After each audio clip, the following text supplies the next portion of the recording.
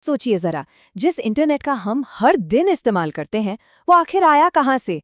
क्या ये हमेशा से ऐसा ही था? असल में इसकी कहानी एक सीक्रेट मिलिट्री प्रोजेक्ट से शुरू होती है और फिर ये हमारी जिंदगी का इतना जरूरी हिस्सा बन जाता है।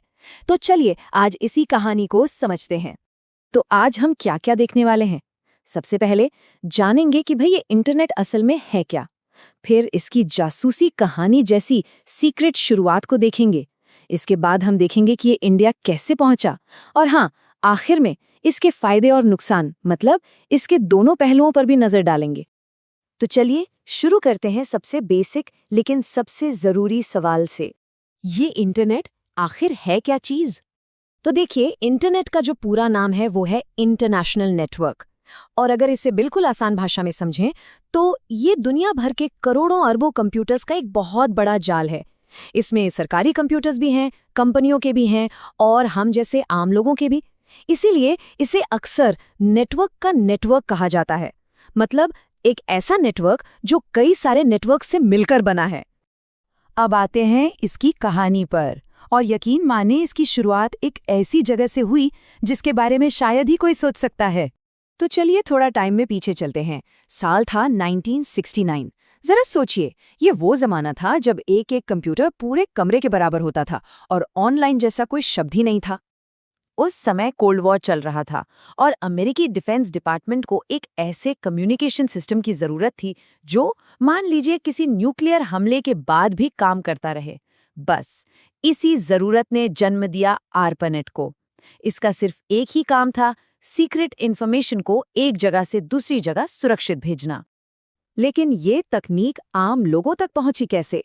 इसका श्रेय जाता है दो कमाल के साइंटिस्ट्स को, विंटन ग्रे सर्फ और बॉब कान। इनका काम इतना जबरदस्त था कि आज भी इन्हें फादर्स ऑफ द इंटरनेट यानी इंटरनेट का पिता कहा जाता है। तो जरा सोचिए, जो चीज़ एक टॉप सीक्रेट मिलिट्री प्रोजेक्ट की तरह शुरू हुई, 1970s के दशक तक आते आते वो पूरी तरह बदल गई। इसे दुनिया के दूसरे नेटवर्क से जोड़ा जाने लगा और धीरे धीरे ये एक पब्लिक रिसोर्स बन गया। वही रिसोर्स जिसका इस्तेमाल आज हम सब कर रहे हैं। तो ये तो हुई दुनिया की बात। अब आते हैं अपने देश भारत पर। इंटरनेट का सफर इंडिया में कैसा रहा? इंडिया में इंटरनेट की ऑफिशियल शुरुआत हुई 15 अगस्त 1995 को। ये एक बहुत बड़ा दिन था और फिर तो चीजें तेजी से बदली। ठीक एक साल बाद 1996 में इंडिया की पहली ईमेल साइट आई, रेडिफ मेल। और उसी साल मुंबई में देश का पहला साइबर कैफे भी खुल गया।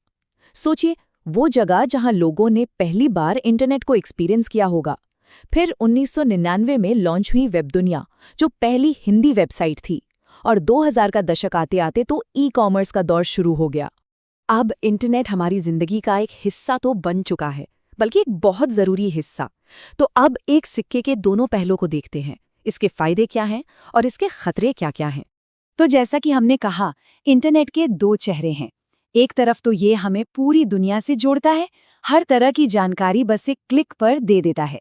लेकिन दूसरी तरफ कंप्यूटर वायरस का खतरा है, पर्सनल जानकारी चोरी होने का डर है और ऑनलाइन धोखाधड़ी जैसे बड़े रिस्क भी हैं।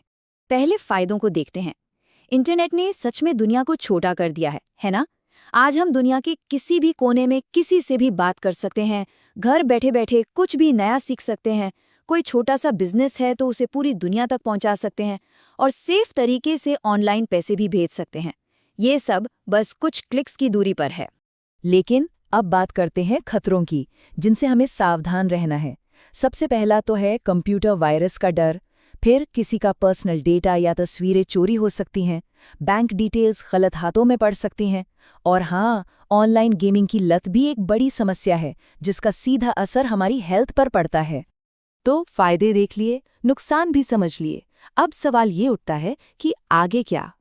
तो कुल मिलाकर बात यह है कि इंटरनेट एक बहुत ही पावरफुल चीज है, बिल्कुल एक दो-धारी तलवार की तरह। इसकी ताकत का कोई मुकाबला नहीं है, पर इसका इस्तेमाल अच्छे और बुरे दोनों कामों के लिए किया जा सकता है।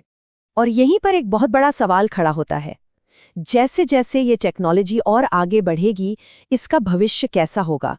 इसे सही दिशा देने में हम सबकी क्या भूमिका होगी? ये एक ऐसा सवाल है जिस पर हम सभी को सोचने की जरूरत है।